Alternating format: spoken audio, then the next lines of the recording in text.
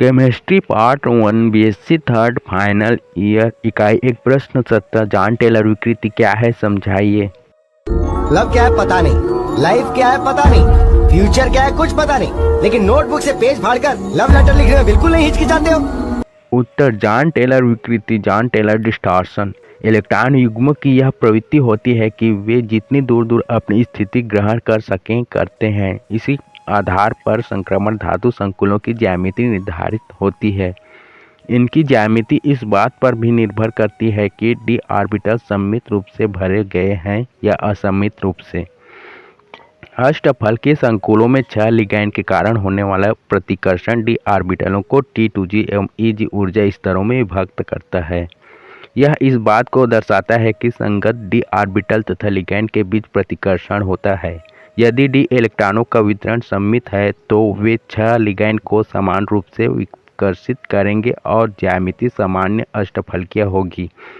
सममित रूप से डी इलेक्ट्रॉनों का व्यवस्थापन निम्नलिखित सारणी में दिया गया है।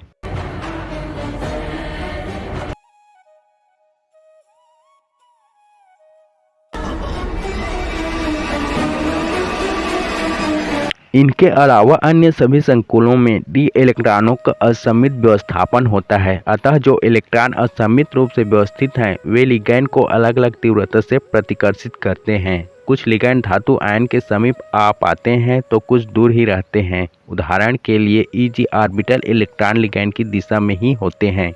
अतः EG में असममित व्यवस्थापन कुछ लिगैंड को दूसरे की अपेक्षा अधिक प्रतिकर्षित करते हैं। अतः अष्टफल के आकृति में विकृति उत्पन्न करता है। इसके विपरीत T2g ऑर्बिटल इलेक्ट्रॉन लिगैंड की दिशा में न होकर मध्यवर्ती होते हैं। अतः T2g में इलेक्ट्रॉनों का असममित व्यवस्थापन भी लिगैंड पर प्रभाव नहीं डाल पाते हैं। जो इलेक्ट्रॉन विन्यास अधिक विकृति उत्पन्न करते हैं उन्हें सारणी में दिया गया है। Hey, y'all, come look at this.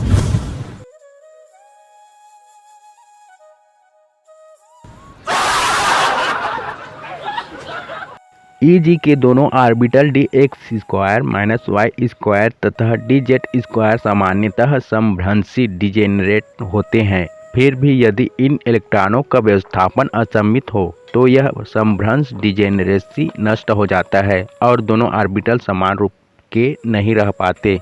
यदि z² ऑर्बिटल में dx² - y² ऑर्बिटल से एक इलेक्ट्रॉन अधिक हो तो +z एवं -z दिशा की ओर से आने वाले लिगैंड अन्य 4 लिगैंड की तुलना में अधिक प्रतिकर्षण का सामना करते हैं।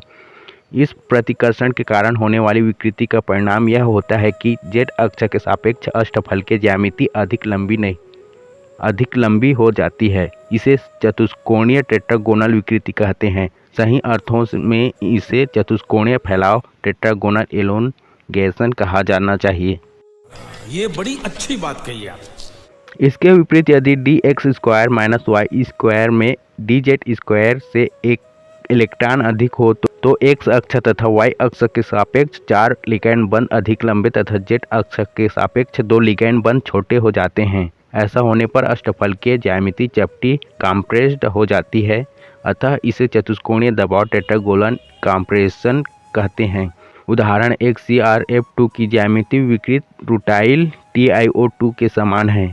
Cr2+ आयन 6F- आयनों लिगैंड से घिरा हुआ है। इनमें से 4 CrF बंध लंबाई 1.98 से 2.01 एंगस्ट्रॉम के बीच है। 2 लंबे CrF बंधों की लंबाई 2.43 एंगस्ट्रॉम होती है।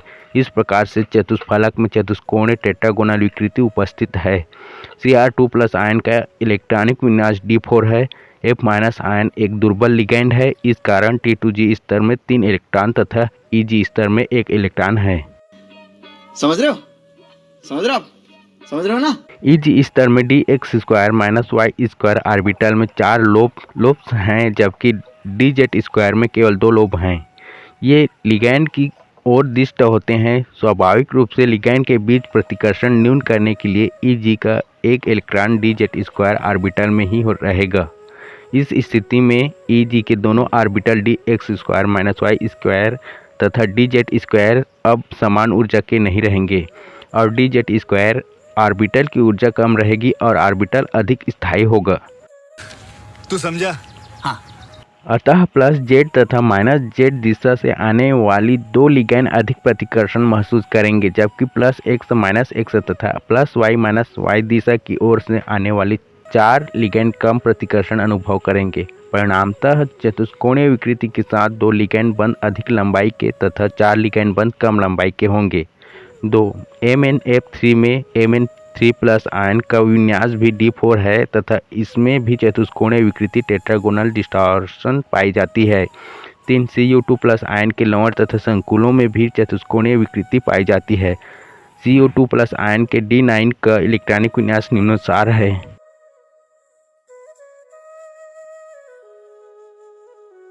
शाबाश बेटा।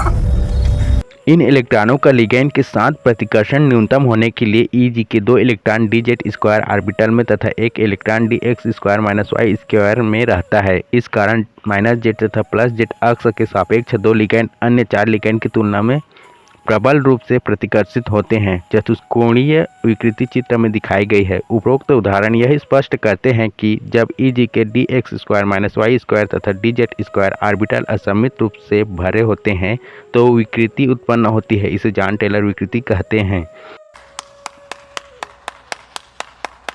जॉन टेलर प्रमेय के अनुसार समभ्रंशी इलेक्ट्रॉनिक अवस्था में कोई भी अरैखिक अणुतंत्र अस्थायी होगा तथा सममिति को कम करके समभ्रंश अवस्था दूर करने के लिए कुछ न कुछ विकृति का सामना करेगा। सरल शब्दों में हम कह सकते हैं कि कोई भी अरैखिक अणु या संकुल जिसमें असमान रूप से भरे हुए T2g या Eg ऑर्बिटल का समुच्चय हो विकृत हो जाएगा।